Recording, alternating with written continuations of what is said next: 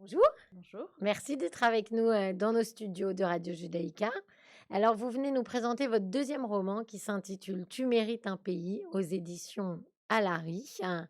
Et je vais en lire un petit extrait tout de suite pour mettre nos auditeurs dans le bain.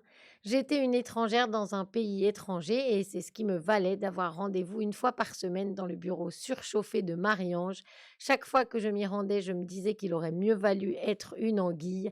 C'est que le bureau de Marie-Ange était toujours rempli de gens dont les problèmes consistaient pour la plupart à être alcooliques, syriens ou mères célibataires, et c'était le genre d'endroit qui vous rappelait sans cesse votre condition. On n'a pas du tout envie d'être à votre place, Leïla. Alors, vous êtes née en 1989 à Paris. Est-ce que malgré ça, vous ne vous sentiez pas française? Alors, moi j'ai donné, mon nom au personnage avec une légère, différence, d'orthographe, mais je ne suis pas le Entièrement. personnage. Mmh. Moi, je me suis toujours sentie française, j'y suis née, ça fait 33 ans que j'y vis. Donc la question pour moi ne s'est jamais posée, même si parfois on a pu me la renvoyer par les questions qu'on me posait par rapport, à mes origines, ma couleur de peau et cetera. Mais, moi personnellement, si on m'avait pas prêté d'autres intentions que les miennes, je n'y aurais jamais songé. Mmh. Alors, vous avez travaillé dans le secteur associatif et enseigné le français, hein, notamment dans une association qui accueille des jeunes réfugiés. Est-ce que depuis votre jeunesse, vous aviez ce vœu d'aider les autres et de leur servir de porte-parole, Leïla? Alors de porte-parole, non. Après je suis une, très grande idéaliste et romantique, donc voilà, j'ai toujours voulu, être serviable et travailler dans le secteur associatif pour apporter ma petite pierre à l'édifice. Bon, les années ont apporté leur lot de désillusions Mmh. et après l'écriture a pris le dessus et a pris totalement le dessus et c'est en écrivant que je me suis rendu compte que j'avais donné envie de donner une voix à ce personnage, mais sinon il n'y avait pas du tout d'intention, passée à ce sujet. Alors, pour parvenir à l'écriture, il faut avoir une proximité et un amour pour les mots et pour le français que vous aviez depuis, votre plus jeune âge. Ah oui, ça par contre, c'est depuis toujours, je suis une très, très grande lectrice et puis, je pense que quand on lit énormément, au bout d'un moment, on a envie de se poser la question de: «Et si moi j'écrivais, bah, qu'est-ce qui sortirait de mes tripes finalement?» Et moi la question s'est posée et je me suis lancée. Alors justement, vous le dites et c'est ce qui est touchant, hein, dans ce livre, c'est que ça sort de vos tripes et on voit. Donc même si vous n'êtes pas complètement le personnage, alors, franchement, ou vous les connaissez vraiment bien ou alors vous l'avez quand même vécu en partie parce qu'il y a quelque chose de très fort, en fait, dans cette, révolte par rapport à l'exil, en fait. C'est ça aussi, hein, c'est Exactement. Mais moi, je suis une personne très empathique, donc on va dire que je connais déjà ce public de base mmh. et puis dans des moments, les moments qu'ils ont de doute, de trouble, de tristesse, donc c'est en général des sentiments qui nous lient bien plus parfois que des moments de joie. Mmh. Donc je pense que mon empathie plus mon expérience a fait que j'espère, Mmh. être au plus juste de la réalité. Moi, je suis entièrement satisfaite du résultat, mais mais oui, après, forcément, il y a une part de moi, dans le roman. Je pense que je partage avec l'héroïne la même sensibilité et Mmh. le même aspect, intuitif. On fonctionne beaucoup à l'intuition. Mmh. Alors, quelque chose qui nous parle beaucoup à Radio Judaïka, c'est que vous le disiez au début, même quand vous vous sentez pas étranger, souvent les gens en face de vous vous renvoient cette image-là, alors que vous l'avez pas, ce qui est un classique, on va dire. Oui. Et là, dans ces cas-là, ben, on a des mécanismes de défense. Donc, Exactement. C'est le cas du personnage, c'est pour ça que d'ailleurs dans le roman, je cite à aucun moment, l'endroit d'où elle vient, parce que finalement ça a pas d'importance, parce que je joue le jeu de l'administration française qui mmh, finalement voit, dans les individus que des dossiers, mmh. des procédures et des étrangers, en terre étrangère.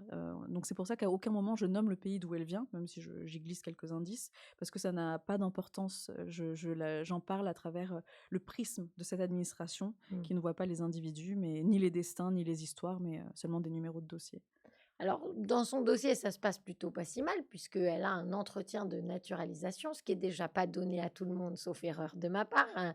Est-ce que c'est des épreuves en règle générale, cet entretien de naturalisation? Oui, oui, oui, oui. Donc déjà je précise un moment dans le roman que ça fait des années qu'elle est engagée dans cette procédure. Mmh. Le moment où elle reçoit cette convocation avec un entretien, comme vous le dites très bien, tout le monde n'a pas cette chance, Mmh. mais bon, ça intervient vraiment après, des années de péripéties administratives Mmh. et hem et j'ai oublié le début de la question.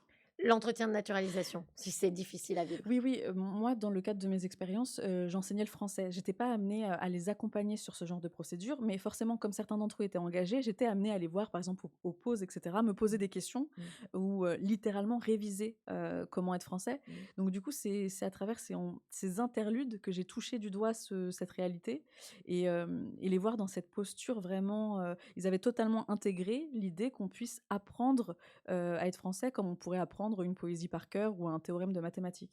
Mmh. Alors, vous parlez d'un hôtel social dans lequel donc, elle vit, votre héroïne, le Dorothy. Est-ce qu'un hôtel social, c'est forcément une catastrophe? En France, est-ce que pourtant on sent quand même que c'est un lieu de solidarité et que ça a quelque chose de sympathique? Mais j'ai l'impression que les conditions autour le sont beaucoup moins. Oui, oui, alors les conditions, matérielles autour le sont, oui, ne le beaucoup moins. Jamais. Mais, Mmh. mais c'est vrai que parfois dans le discours, médiatique, on a l'impression qu'on accueille les réfugiés avec un grand tapis rouge et qu'ils vivent tous dans des bâtiments haussmanniens extrêmement lumineux, magnifiques, avec des plantes vertes comme je le cite dans le roman. Et en fait, la réalité non, c'est que c'est des structures qui sont extrêmement précaires, qui ressemblent à des bâtiments qui sont sur le point de s'effondrer avec plein de problématiques à l'intérieur. Et donc voilà, ça c'était pour, rappeler cette réalité. Mais Mmh. paradoxalement, les personnes qui y vivent en font des lieux de comme vous dites, de solidarité, d'entraide et sont voilà, profitent de toutes les occasions pour sortir un peu de ce quotidien. Donc c'est pour ça que dès qu'il y a une occasion de fêter, Mmh. elles font la fête. Bien sûr. C'est quoi cette obsession avec les anguilles, Leïla? C'est un rêve de passer inaperçu? C'est une nostalgie de la mer? D'où ça sort les anguilles? Alors moi, je suis un peu obsédée par la mer, mais Mmh. les anguilles, pas forcément. C'est même Mmh. un animal que je trouve un petit peu, j'ai un peu peur, Bah, oui. un peu rebutant. Mmh. Mais j'avais vraiment envie de commencer ce roman avec, cette image de rêve parce que finalement, il y a une phrase, dès le 1er chapitre, où voilà, elle fait le rêve d'être constamment une anguille dans une mer trouble et agitée et elle essaye de trouver du sens à ce rêve parce que sa mère lui a toujours dit: «Les rêves ont un sens et ont une signification» et puis elle se demande et c'est comme ça que se clôt le chapitre. Est-ce que finalement elle ne rêve pas d'être une anguille parce que les anguilles n'ont pas besoin d'avoir un pays et une nationalité. Et voilà, je trouve que ça mettait le lecteur directement dans le bain, littéralement. Bien sûr. Et vous avez une phrase très jolie là-dessus: «L'exil, c'est vivre en permanence avec une bombe à l'intérieur de soi» et c'est vrai qu'on voit cette révolte comme ça dans Leïla. Et j'imagine que parmi les personnages, du livre, il y en a certains qui sont quand même inspirés par des personnages réels que vous avez dû rencontrer? Ah oui, bien sûr, alors ça c'est une évidence. En revanche, chaque personnage est fait d'une centaine de personnages que j'ai rencontrés. Il n'y a pas Mmh. un personnage type qui existe, qui a une présence réelle. Ils sont tous faits des centaines de jeunes que j'ai rencontrés au fur et à mesure de mes expériences. Mmh. Il y a et on voit aussi dans quand vous décrivez tout ce qui manque à quelqu'un qui n'est pas dans son pays donc et notamment il y a le ciel. Il avait une couleur de ciel, une sorte de gris parfait, ça c'est le ciel de la France et souvent tout ce gris me contrariait. Franchement pour le gris de la Belgique, ça marcherait aussi. Quand un ciel se met à vous contrarier, ça ne peut vouloir dire qu'une chose, c'est qu'un autre ciel commence à vous manquer et c'est terrible quand un ciel se met à vous manquer car c'est un manque qui touche aux tripes, au cœur, au ventre, au sang. Est-ce que, votre héroïne, elle songe à repartir de France? Non, parce que finalement, elle sait que c'est impossible. C'est pour ça d'ailleurs qu'elle s'est engagée dans une procédure aussi longue. C'est parce que finalement, elle sait qu'il y a pas de point de non-retour. Mmh. Mais, c'est les circonstances qui l'ont poussée à ça. Donc elle, son cœur, il y est quand même toujours et elle est toujours, ramenée à cette réalité.